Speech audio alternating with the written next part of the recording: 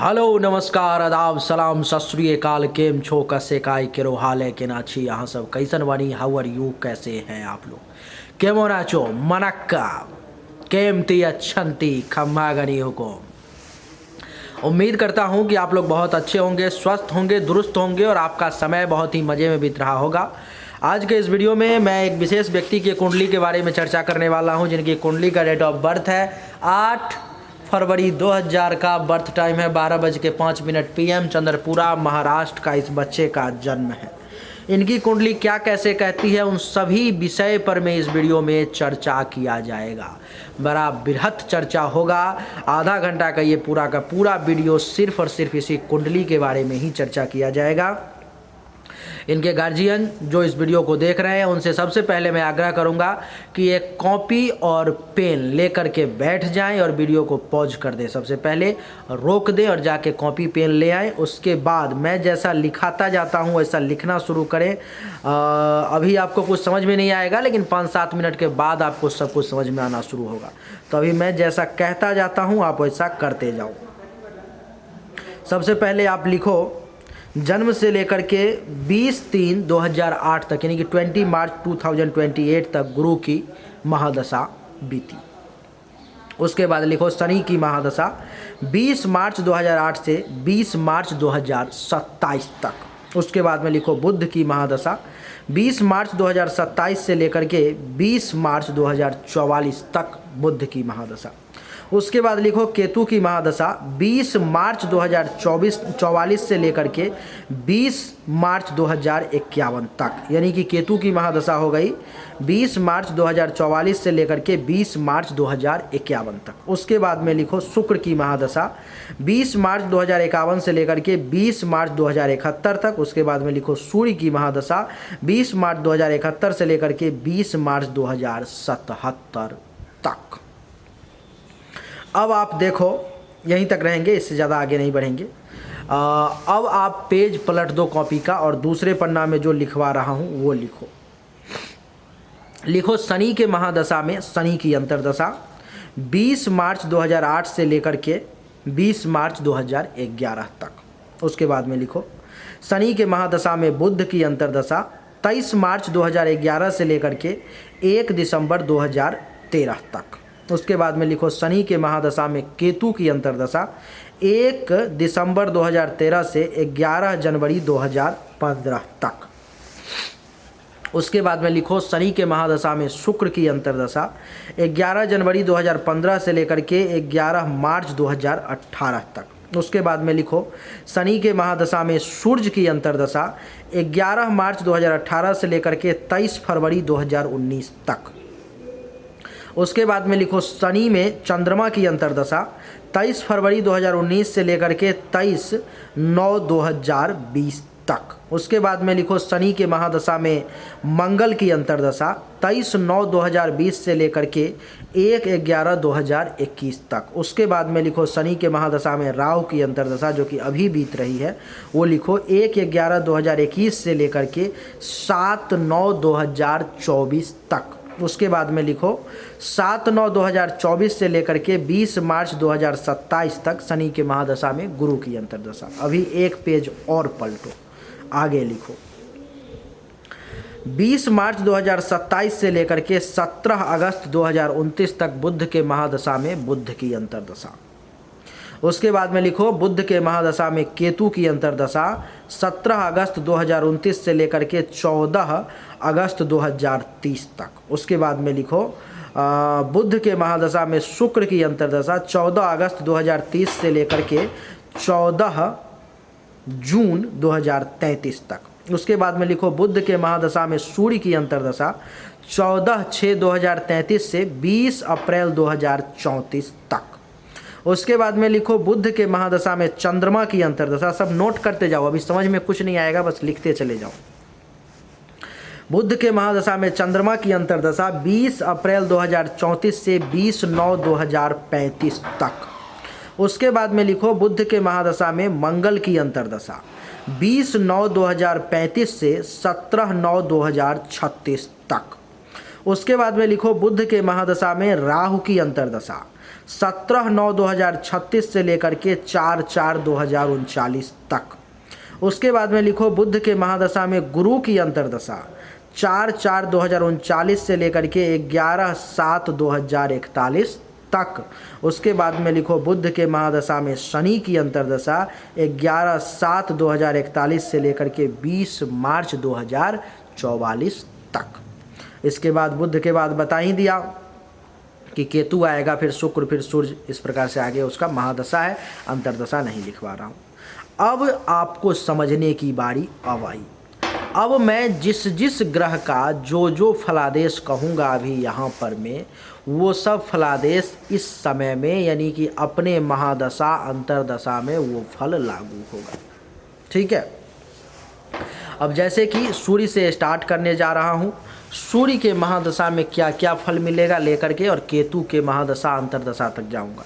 इसीलिए मैंने लिखवा दिया एक पैरेलल आपको, आप कॉपी पर में लिख चुके। अब मेरे मुख से जैसा जैसा निकलता जाएगा, जहाँ जहाँ पर मैं सूर्य की महादशा होगी, अंतर्दशा होगी, वहाँ वहाँ पर मैं आप देख लोगे और आपको समझ में आ जाएगा कि यहाँ पर मैं सूर्य के समय में मुझे ये होने वाला है और इसका उपाय ये करना है। अब आप सुनना शुरू करो।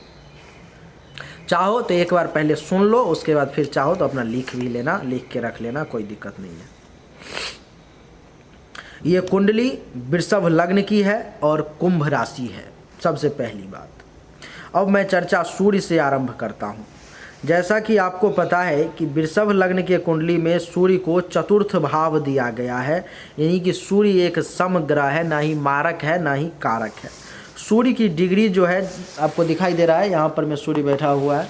सूर्य की डिग्री जो है तो 24 डिग्री पर में सूर्य मकर राशि में केतु के साथ बैठा हुआ है, जो कि खराब हो गया। यहाँ पर में सूर्य को ग्रहण लग गया, ग्रहण नामक योग बन गया। लेकिन सूर्य के समय में क्या क्या रिजल्ट आपको मिलेगा, केतु इसको क्या क्या डिस्टर्ब करेगा, वो सब आप सुनो। जब सूर्य का समय आएगा आपके ज़िंदगी में, तो मैं जितनी बातें कह रहा हूँ वो आप सुनते जाना, और केतु के कारण आपको उन सभी में कुछ परेशानी का सामना करना पड़ेगा। सूर्य क्या क्या देने की कोशिश करेगा और केतु उसमें क्या क्या बाधा डालने की कोशिश करेगा, वो भी बताऊंगा मैं। तो सूर्य के समय में भाग्य का सपोर्ट मिला जुला करके ठीक ठाक रहेगा। धर्म कर्म का काम बहुत बढ़िया भी नहीं, बहुत खराब भी नहीं। यश में कुछ वृद्धि होगी। ससुराल पक्ष से कुछ टेंशन तनाव की स्थिति भी रहेगी। संन्यास लेने का मन करेगा। कुछ स्वप्न होंगे अच्छे बुरे जो पूरा करने की कोशिश करोगे। शिक्षा स्तर में भी बाधा डालेगा, और आप केतु क्योंकि सूर्य को ग्रहण लगा चुका है। और आपको मैं बता दूं कि बढ़िया गुरु आचार्य का आशीर्वाद मिलना भी थोड़ा सा मुश्किल हो जाएगा सूर्य के समय में और केतु के दोनों के समय में। सूर्य की दृष्टि यहाँ से जो है सो आपके तीसरे भाव पर में, तो सूर्य के समय में छोटे भाई बहन से जो है सो मिला जुला करके संबंध ठीक रहेगा, नहीं बहुत बढ़िया नहीं बहुत खराब, मिला जुला करके ठीक रहेगा। आपका पराक्रम बढ़ेगा, पैशंस लेवल बढ़ेगा, और माता के लिए थोड़ा सा खराब रहेगा। ये गुप्त शत्रु आपको परेशान करने की कोशिश करेंगे। गले से संबंधित, नाक से संबंधित, कान से संबंधित अगर कोई परेशानी है तो वो बहुत ज़्यादा परेशान नहीं करेगी, मिला जुला करके वो समय निकल जाएगा। सूर्य के बाद अब चंद्रमा की बात करेंगे। चंद्रमा इस कुंडली में आप देख रहे हो कि आपके कुंडली के 10वें भाव में 26 डिग्री पर में कुंभ राशि में बैठे हुए हैं। चंद्रमा इस कुंडली में एक मारक ग्रह है। डिग्री है 26 डिग्री, भाई थोड़ा सा कमज़ोर है, ठीक ही है, कमज़ोर है तो अच्छा है। तो चंद्रमा के समय में घुटना में दर्द होना शुरू होगा। पिता से कुछ टेंशन तनाव, गवर्नमेंट से कुछ परेशानी, काम धंधा का बहुत बढ़िया ना चलना, पद प्रभुता में कमी, अधिकार में कमी। आपको बता दूं कि प्रतिष्ठा में जो है सो कुछ कमी आएगी, और राजयोग भी फलित इस समय में नहीं हो पाएगा। चंद्रमा की दृष्टि जो है सो इस भाव पर में पड़ेगी जहाँ 5 लिखा हुआ है, सप्तम दृष्टि। तो सुख में कमी चंद्रमा के समय में। आपको बता दूं कि चंद्रमा के समय में माता का भी हेल्थ वाइज इशू, माता से विशेष लाभ नहीं मिलना, मकान बनने का भी योग और मकान बनने में परेशानी का भी योग। आपको बता दूं अचल संपत्ति खरीदने के लिए भी आपको चंद्रमा प्रेरित करेगा, लेकिन उसमें परेशानी भी डालेगा। गाड़ी लेने के लिए भी प्रेरित करेगा, लेकिन उसमें परेशानी भी डालेगा। और ज़मीन से संबंधित लफड़ा, कुछ अनएक्सपेक्टेड हानि भी हो सकता है। छाती, हृदय अथवा फेफड़े से संबंधित कुछ परेशानी का भी उस समय में जो है योग बन सकता है। इसलिए चंद्रमा के समय में बड़ा सावधान रहने की ज़रूरत पड़ेगी। चंद्रमा की जब जब महादशा अंतर्दशा आएगी, आपको चाहिए कि आप उस समय में ओम चंद्रमसे नमः का 10 माला दैनिक रूप से जाप करना शुरू कर दोगे, आपके लिए बहुत अच्छा रहेगा। चंद्रमा का मोती जिंदगी में कभी नहीं धारण करना है। चंद्रमा के बाद अब मंगल की बात करेंगे। मंगल इस कुंडली में बैठा हुआ है आपके मीन राशि में, एकादश भाव में मंगल मालिक है सप्तम भाव का और द्वादश भाव का। और वृषभ लग्न के कुंडली में मंगल एक मारक ग्रह होता है। 3 डिग्री पर में मंगल बैठा हुआ है, जिसके कारण से 3 डिग्री पर में मंगल बैठा हुआ। मंगल का समय आपके लिए बहुत अच्छा नहीं रहेगा। मंगल के समय में लाभ में कुछ कमी होगी, पाँव में चोट लगने का योग रहेगा, आय बहुत अच्छा नहीं हो पाएगा, उपलब्धि की प्राप्ति बहुत ज़्यादा नहीं होगी, मनोकामनाओं की पूर्ति में परेशानी का सामना करना पड़ेगा, बड़े भाई बहन सीनियर्स का बहुत ज़्यादा सपोर्ट नहीं मिलेगा, पुत्रवधू दामाद का भी आपको विशेष सुख नहीं प्राप्त हो पाएगा मंगल के समय में। मंगल की जो है यहाँ से दृष्टि पड़ेगी 1 2 3 4, जो जमा पूंजी होगा वो आपके हाथों से निकलना शुरू हो जाएगा मंगल के समय में। विशेष तौर पर में आपकी वाणी बड़ी तीखी हो जाएगी मंगल के समय में। परिवार से भी टेंशन तनाव का योग बन जाएगा। आपको मैं बता दूं कि कुछ पड़ोसी से भी विशेष लाभ नहीं मिल पाएगा, वहाँ से भी कुछ नुकसान ही हो जाएगा। मंगल की दृष्टि यहाँ से पंचम भाव पर में पुत्र प्राप्ति का योग बन गया कुंडली में आपके, लेकिन मंगल के समय में पिता पुत्र के बीच में थोड़ी सी परेशानी का सामना करना पड़ेगा। मंगल के समय में संतान का भी परफॉर्मेंस बहुत बढ़िया नहीं रहेगा। विद्या बुद्धि के क्षेत्र में भी मंगल आपको थोड़ा परेशान करेगा। यश में कमी, चाहने वालों की संख्या में कमी, धर्म और मंगल कार्य थोड़ा सा कम कर पाओगे। ननिहाल पक्ष से भी मंगल के समय में विशेष लाभ नहीं मिल पाएगा। मंगल की अष्टम दृष्टि आपके छठे भाव पर में, तो मंगल के समय में दुश्मन भी परेशान करेंगे, कुछ चिंतित भी रहोगे, कुछ रोग भी परेशान करेंगे, कुछ कर्ज वगैरह होने की भी संभावना रहेगी। केस मुकदमा अगर चल रहा होगा तो वो बढ़ जाएगा, कोर्ट कचहरी का योग बन जाएगा। पेट के ऊपरी भाग से संबंधित कुछ परेशानी का भी योग बन जाएगा। आपके ऊपर में कलंक लगने का योग बन जाएगा। शोक और दुख प्राप्ति का भी योग बनेगा, इसलिए सावधान। मंगल के समय में ओम मंग मंगलाय नमः मंत्र का 10 माला जाप करोगे दैनिक रूप से आपके लिए अच्छा रहेगा। मंगल का मूंगा जिंदगी में कभी भी आपको धारण जो है सो नहीं करना है। मंगल के बाद बुध की बात करेंगे।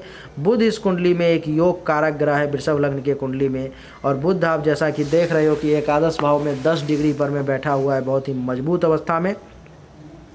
बुध के समय में आपको बहुत कुछ प्राप्त होगा। बुध के समय में पिता से भी लाभ का योग बन जाएगा, गवर्नमेंट से भी फायदे का योग बन जाएगा। आपको बता दूं कि काम धंधा भी आपका बहुत बढ़िया चलेगा।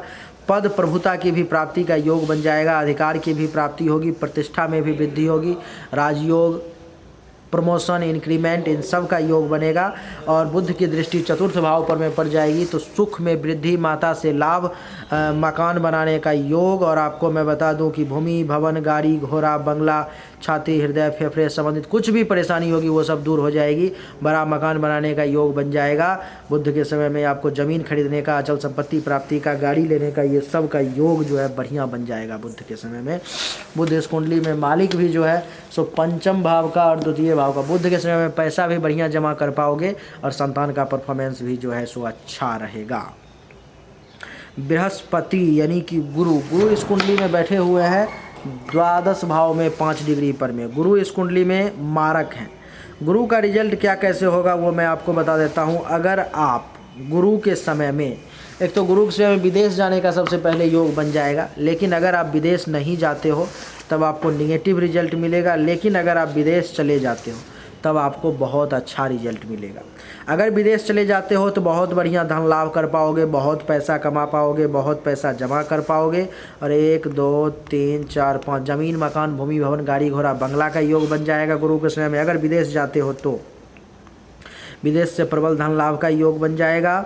और 8 9 बहुत पैसा कमा पाओगे। लेकिन अगर आप विदेश नहीं जाते हो, हिंदुस्तान में रहते हो, तो आपके लिए ये बड़ा नुकसान कर देगा गुरु के समय में। आपको धनहानि का योग, सैया सुख में कमी का योग, आपको बता दूं कि पैसा खर्च होने का योग, अस्पताल के खर्चा का योग, आँख से संबंधित परेशानी का योग, जमीन, मकान, भूमि, भवन, गाड़ी, घोड़ा, बंगला से संबंधित टेंशन, तनाव का योग, माता के लिए खराब, सुख में कमी का योग। और गुरु की दृष्टि जो है सो छठे भाव पर में, तो जिसके कारण दुश्मन का एक्टिवेट होने का योग, चिंतित रहने का योग, रोग का योग, कर्जा का योग, केस मुकदमा का योग, पेट से संबंधित परेशानी का योग, कलंक लगने का योग, और शोक और दुख का भी योग जो है बृहस्पति के समय में बन जाएगा। बृहस्पति की 9वीं दृष्टि यहाँ पर में पड़ेगी 7 8 9। तो आपके हर काम में बाधा का योग, परेशानी का योग, एक्सीडेंट का योग, चोट लगने का योग, घर छोड़ करके दूर किसी दूसरे कंट्री, दूसरे राज्य में जाने का भी योग जो है यहाँ से बना देंगे देवगुरु बृहस्पति। इसलिए बृहस्पति के समय में अगर हिंदुस्तान में हो तो ओम ब्रिंग बृहस्पति नमः मंत्र का 10 माला जाप दैनिक रूप से करना पड़ेगा। जब भी बृहस्पति की महादशा अंतरदशा आएगी, ओम ब्रिंग बृहस्पति नमः मंत्र का 10 माला जाप करोगे, आपके लिए अच्छा रहेगा। बृहस्पति के बाद अब चर्चा करेंगे शुक्र की। शुक्र इस कुंडली में बैठे हुए हैं अष्टम भाव में, धनु राशि में 23 डिग्री पर में। शुक्र का समय आएगा तो इस बालक के विदेश जाने का, वैसे इस बालक के विदेश में जाकर के रहने का ज़्यादा योग है, और अगर जाएगा रहेगा तो इसके लिए ज़्यादा अच्छा रहेगा, नहीं तो ये बालक वैसे भी परेशानी में आ जाएगा। शुक्र के समय में अगर ये विदेश चला जाता है, विदेश जाकर के रहता है, वहाँ पर में सेटलमेंट का भी योग है। अगर ये रहता है, विदेश का मतलब दूसरा देश ही समझें, और ऐसे बहुत जगह पर में दूसरे राज्य का भी बताया गया है। अगर चला जाता है विदेश तो प्रबल धन लाभ का योग बन जाएगा, बहुत धन धान्य संपत्ति जमा कर लेगा, वाणी बहुत अच्छी रहेगी और अपार धन दौलत संपदा का योग बन जाएगा शुक्र के समय में। लेकिन अगर ये हिंदुस्तान में रह जाता है शुक्र के समय में तो इसके लिए हर काम में बाधा, हर काम में संकट, अचानक से धनहानि का योग, दुर्घटना का योग और बड़ी बीमारी का योग, और यहाँ से दृष्टि दूसरे भाव पर में धनहानि का योग, कर्ज में जाने का योग, जमा पूंजी खर्च होने का योग, वाणी में दोष का योग, पड़ोसी के साथ और परिवार में लड़ाई झगड़ा टेंशन का योग शुक्र के समय में बन जाएगा। यानी कि बढ़िया रिजल्ट नहीं मिलेगा हिंदुस्तान के लिए, वही दूसरे कंट्री के लिए वो बढ़िया रिजल्ट दे देगा। और मैं आपको बता दूं शुक्र के बाद शनि इस कुंडली में जो है सो आप जैसा कि देख ही रहे हो कि यहाँ पर मैं बैठे हुए हैं ये मेष राशि में, और मेष राशि का शनि जो है सो नीच का होता है, और शनि की डिग्री भी है 17। बहुत ज़्यादा मजबूत अवस्था में शनि बैठे हुए हैं नीच में। अगर ये बालक विदेश चला जाता है, अगर ये बालक विदेश चला जाता है तब तो बहुत अच्छा है, बहुत बढ़िया है। जाकर के वहाँ पर में रहे, काम धंधा करे, जीवन गुजारे, बहुत अच्छा है। अगर नहीं जाता है तो शनि इसको तहस नहस कर देगा। अब शनि का जैसे ही समय आएगा इसका मन बहुत ज़्यादा विचलित और चंचल हो जाएगा, पाँव में चोट लगने का योग बन जाएगा, खर्चा ज़्यादा होने लगेगा, धनहानि का योग बन जाएगा, नींद सही तरीके से नहीं आएगी, आलसी हो जाएगा, अस्पताल का खर्चा भी एक्टिवेट हो जाएगा, आँख से संबंधित परेशानी आएगी, किसी निकटवर्ती रिश्तेदार में, लोगों में कोई किसी मृत्यु का खबर आ जाएगा।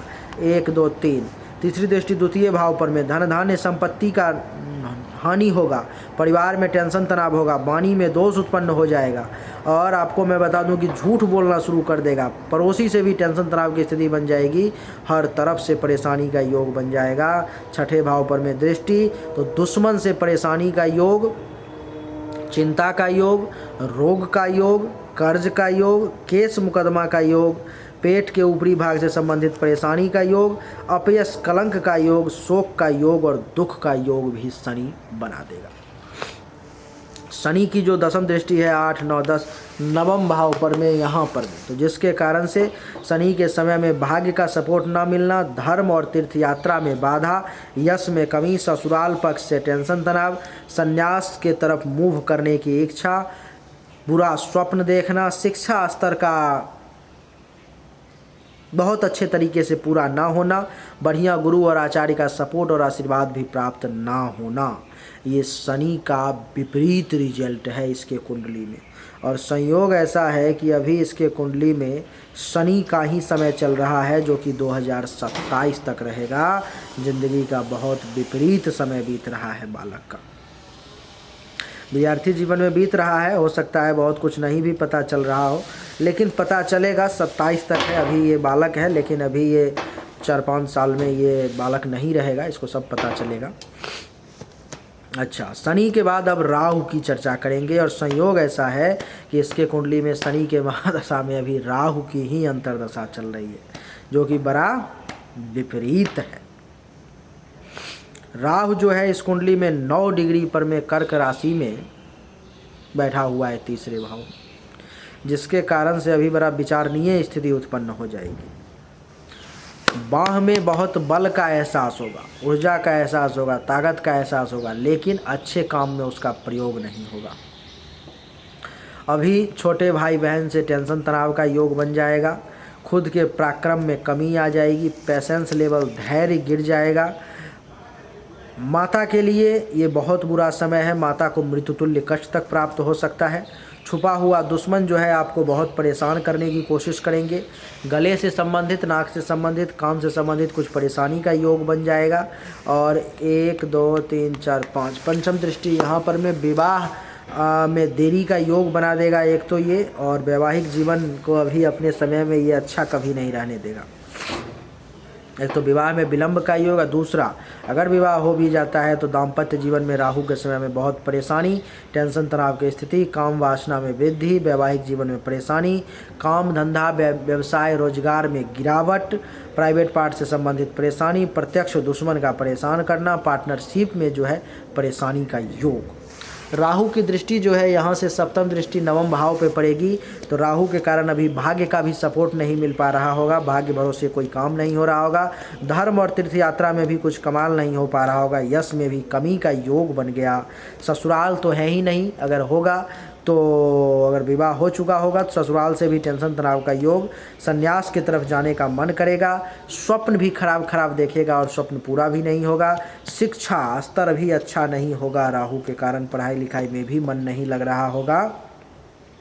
इस समय में बढ़िया गुरु आचार्य ऋषि मुनि ब्राह्मण के आशीर्वाद प्राप्ति का भी योग नहीं है।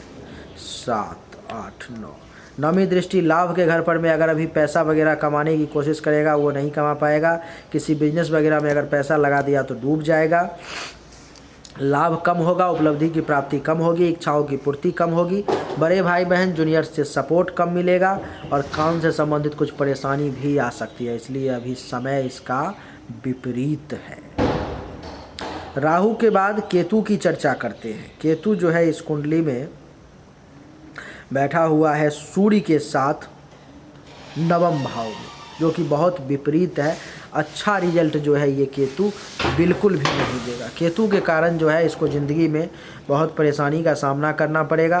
केतु के कारण ज़िंदगी में इसको ससुराल पक्ष से विशेष टेंशन तनाव झेलना पड़ेगा। भाग्य का सपोर्ट केतु के समय में कम मिलेगा। भाग्य वैसे भी कमज़ोर हो गया। धर्म और तीर्थ यात्रा का योग कम हो जाएगा। यश में कमी हो जाएगी। साला साली से कम फायदा मिलेगा। टेंशन तनाव बनेगा। संन्यास की तरफ जाने का मन करेगा। खराब स्वप्न देखेगा। शिक्षा स्तर में कमी आ जाएगी। पढ़ाई लिखाई में मन नहीं लगेगा। बढ़िया गुरु आचार्य का आशीर्वाद भी प्राप्त नहीं होगा। यहाँ से 1 2 3 4 5 पंचम दृष्टि यहाँ पर में केतु की मस्तक पर में, तो शरीर के रंग रूप में भी कुछ कमी का एहसास होगा। केतु के समय में ज्ञान में कमी हो जाएगी, ऊर्जा का कमी होगा, दिमाग अशांत हो जाएगा, डिस्टर्ब हो जाएगा, विवेक में कमी हो जाएगी, शील स्वभाव बहुत अच्छा नहीं रहेगा, विनम्रता में जो है सो कमी आ जाएगी, विनम्रता क्रूरता में बदल जाएगा। और सप्तम दृष्टि यहाँ से तीसरे भाव पर में, तो छोटे भाई बहन अगर कोई होंगे तो उनसे टेंशन तनाव का योग, जूनियर्स से परेशानी का योग, पराक्रम में कमी का योग, पेशेंस लेवल के कमज़ोर होने का योग, माता के लिए विपरीत समय, गुप्त शत्रु का परेशान करने का योग, गले नाक कान से संबंधित परेशानी का भी योग बन जाएगा। 7 8 9 संतान प्राप्ति में भी बाधा का योग बना देगा ये। मंगल से वैसे पुत्र प्राप्ति का योग है, लेकिन केतु की दृष्टि पड़ गई 7 8 9 ये, और मंगल भी मारक है। पुत्र प्राप्ति का योग होते हुए भी बाधा बना देगा संतान में। संतान को लेकर के थोड़ी सी परेशानी हो जाएगी कुंडली में। विद्या बुद्धि में परेशानी आएगी। यश में कमी आएगी। चाहने वालों की संख्या में कमी आएगी। धर्म और मंगल कार्य में कमी आएगी। ननिहाल पक्ष से बहुत ज़्यादा फायदा नहीं हो पाएगा। केतु के समय में हृदय छाती के निचले भाग से संबंधित भी कुछ परेशानी का सामना करना पड़ेगा। केतु का जब समय आएगा, संतान उत्पन्न होने के बाद भी केतु इनको परेशान करेगा। इनको ज़िंदगी में, वैवाहिक ज़िंदगी में थोड़ी सी परेशानी और संतान में परेशानी, इन दोनों में परेशानी का योग है। ज़िंदगी में बड़ा सावधानी के साथ संभल करके चलना पड़ेगा। राहु केतु के मंत्र का जाप करते रहेंगे, करवाते रहेंगे तो इनके लिए अच्छा रहेगा। नहीं तो ज़िंदगी में संतान और विवाह को लेकर के, वैवाहिक जीवन को लेकर के, दाम्पत्य सुख को लेकर के इनके लिए बहुत परेशानी का योग बन जाएगा। ज़िंदगी में इनको अगर कोई रत्न वगैरह धारण करना है तो कभी भी चंद्रमा का मोती नहीं धारण करना है, मंगल का मूंगा नहीं धारण करना है, गुरु का पुखराज नहीं धारण करना है, शनि का नीलम नहीं धारण करना है, सूर्य का माणिक्य धारण कर सकते हो बस। इसके अलावा इस कुंडली में बस एक ही रत्न और एक पन्ना,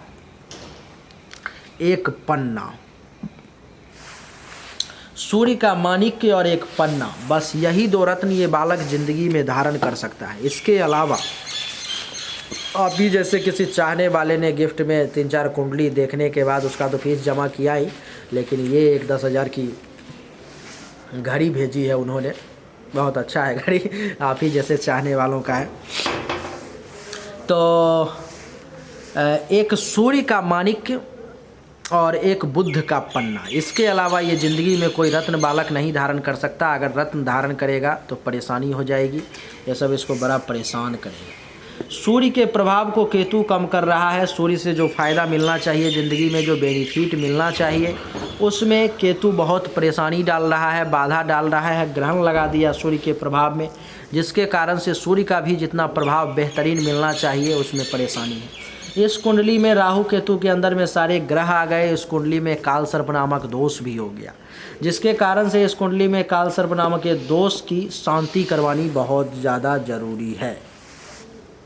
आपको मैं बता दूं कि काल सर्प दोष की अगर शांति नहीं हुई तो ये बालक ज़िंदगी में जितना आगे बढ़ना चाहिए नहीं बढ़ पाएगा। भाग्य का, कपाल का सपोर्ट नहीं मिल पाएगा भाग्य का, इसके कारण से बहुत ज़्यादा आगे नहीं बढ़ पाएगा। अभी तात्कालिक स्थिति जो है कुंडली की, वो शनि के महादशा में राहु की अंतर्दशा चल रही है 2024 के 9वें महीने तक। बहुत ज़्यादा विपरीत समय है। शनि का फलादेश अलग ही गलत है और राहु का अलग ही खराब है, तो जिसके कारण से अभी इसको चाहिए दैनिक रूप से कि ओम शंग शनिश्चराय नमः मंत्र का 10 माला जाप करे और ओम रांग राहवे नमः मंत्र का भी 10 माला दैनिक रूप से जाप करेगा तो भगवान के कृपा से इसकी परेशानी धीरे धीरे कम हो जाएगी। अगर खुद नहीं कर सकता है तो किसी बढ़िया विद्वान ब्राह्मण के द्वारा करवा ले। शनि के मंत्र का 92,000 जाप, 9200 हवन, और राहु के मंत्र का 72,000 जाप, 7200 हवन, अच्छा रहेगा। नहीं तो ये राहु 2024 से पहले तबाह कर देगा ये। और शनि तो परेशानी में लगा ही हुआ है, बचपन से बीत रहा है शनि, बहुत ज़्यादा नहीं पता चला होगा।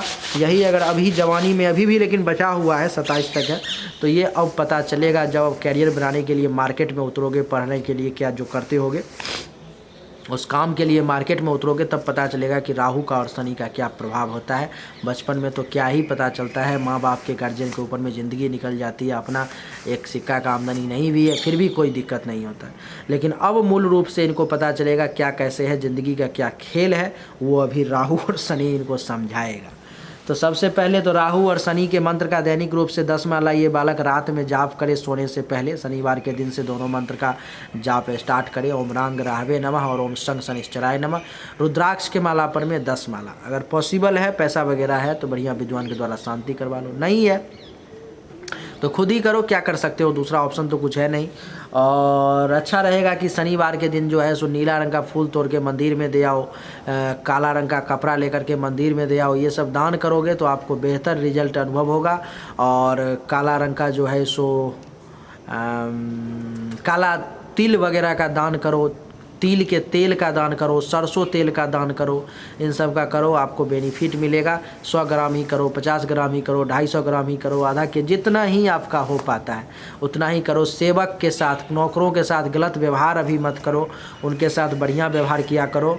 और संभव हो तो मजदूर वगैरह को हथौड़े वगैरह खरीद करके, लोहा का कुछ औजार वगैरह खरीद करके 100-200 का 50 रुपये का दे दिया करो, वहाँ से आपको फ़ायदा मिलेगा। वो जितना काम करेगा आपके लिए उतना ज़्यादा वो बेनिफिशियल रहेगा। कहने का मतलब कि शनि और राहु की चीज़ों का दान करना है, शनि और राहु के मंत्र का जाप करना है, आपके लिए बहुत अच्छा रहेगा। अभी 2024 के मार्च तक का समय ख़राब है ज़्यादा, उसके बाद फिर गुरु आ जाएगा, जो कि वो भी समय बहुत बढ़िया नहीं है लेकिन फिर भी अभी से ठीक रहेगा। और इसे 2027 के बाद जो बुध का समय आएगा वो ज़िंदगी के राजयोग का समय रहेगा, बहुत बढ़िया समय रहेगा। पन्ना धारण कर लो, जितना जल्दी से जल्दी हो सके। चाहोगे तो यहाँ से भी ले लोगे, नहीं अगर आपकी इच्छा होगी तो आप जहाँ से चाहो वहाँ से ले सकते हो। उम्मीद करता हूँ कि इसमें जो मैंने पहले ही आपको लिखवा दिया महादशा अंतरदशा, तो 2-4-5 बार अगर वीडियो देखोगे तो वहाँ पर मैं उसके सामने सब लिख लोगे जो कब कौन सा फल लागू होगा और आपको बेहतर समझ में आएगा। अगर आपको वीडियो अच्छा लगा तो इस वीडियो को लाइक करें, शेयर करें, चैनल को सब्सक्राइब करके इसके बेल आइकन के बटन को दबा दें। एक बार फिर से आप सभी का बहुत बहुत